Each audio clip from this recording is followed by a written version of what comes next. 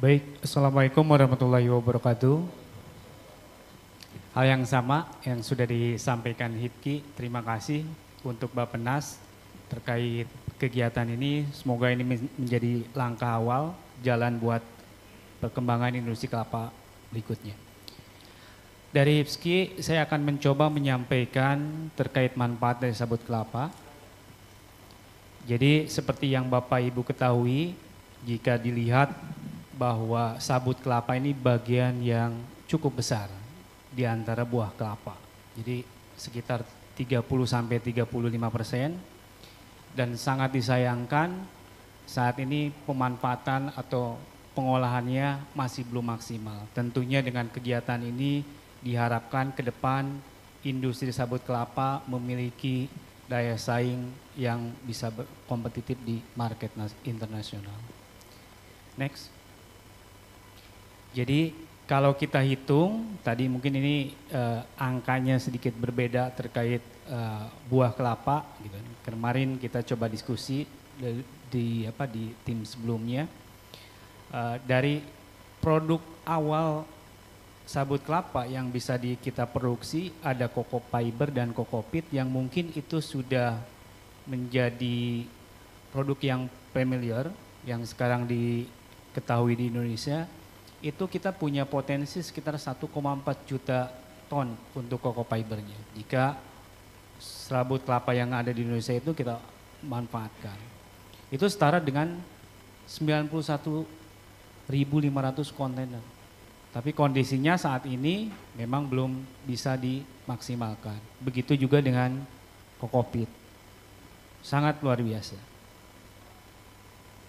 Nah, kalau kita berbicara produk-produk turunan dari sabut kelapa, banyak sekali produk yang bisa kita kembangkan, yang bisa kita olah dari sabut kelapa ini.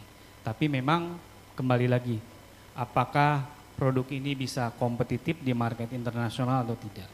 Sebagian besar teman-teman atau para UMKM yang ada di Hipki ini masih skala UMKM, masih skala kecil. Sehingga ketika ada permintaan yang cukup besar, kuantiti yang besar, mereka akan sulit untuk bisa memenuhinya, dan begitu juga dengan price.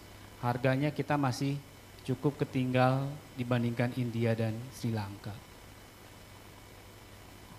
Jadi tadi disampaikan Hipki kita juga ngelihat dari data ekspor, kalau dibandingkan dari harganya, dari nilainya itu sangat jauh sekali. India di 2023 walaupun mungkin dia ada penurunan pasca Covid masih memiliki angka yang cukup besar sekitar 400 juta US dollar. Sementara Indonesia kalau kita lihat dari berbagai data yang saya coba kompilasi ini hanya sekitar 4 juta. Kenapa hal itu terjadi? Karena banyak sekali teman-teman UMKM yang sudah pada tidak bisa beroperasi. Karena apa? Karena harganya memang saat ini yang cukup jatuh, cukup tinggi. Nah, ini beberapa produk unggulan dari India. Jadi kalau kita lihat mereka menguasai market untuk coco peat, ada juga coco fiber, ada handloom, sama tufting. Nah, sementara kita teman-teman kebanyakan di anggota Hipki ini hanya masih memproduksi coco fiber dan coco peat. Ini yang menjadi salah satu tantangan ataupun kendala di market internasional. Nah, jadi kalau saya sampaikan terkait gambaran umum industri sabut kelapa, ya kita masih memproduksi barang setengah jadi.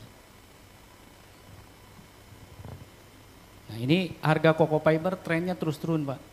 Jadi setelah Covid kemarin sampai sekarang belum ada perbaikan, dan ini juga masih orientasi market teman-teman itu masih ke China. Sehingga perlu ada dicarikan alternatif pengembangan produk lainnya. Sehingga ada beberapa teman-teman yang di daerah itu mereka harus bakar coco fibernya. Karena mereka hanya mengambil coco peat. Coco peat sekarang marketnya cukup bagus, Pak. Baik itu untuk lokal maupun untuk ekspor.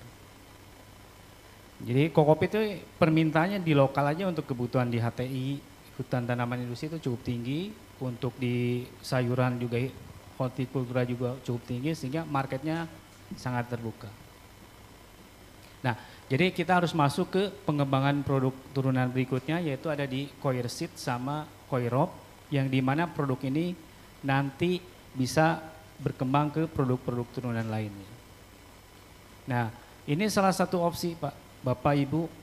Sekarang kita ada proyek di IKN, mudah-mudahan ini bisa didorong bagaimana sabut kelapa ini bisa dijadikan bahan untuk membantu reklamasi ataupun membantu pengendalian erosi di tanah-tanah yang memiliki kemiringan. Kenapa? Karena ini produknya bisa dilakukan atau dikerjakan dengan pekerjaan yang manual. Sehingga ini juga membuka kesempatan kerja bagi ibu-ibu, bagi bapak-bapak yang ada di daerah. Karena kita tahu bahwa sabut kelapa atau kelapa ini kan tumbuh di berbagai daerah yang ada di Indonesia.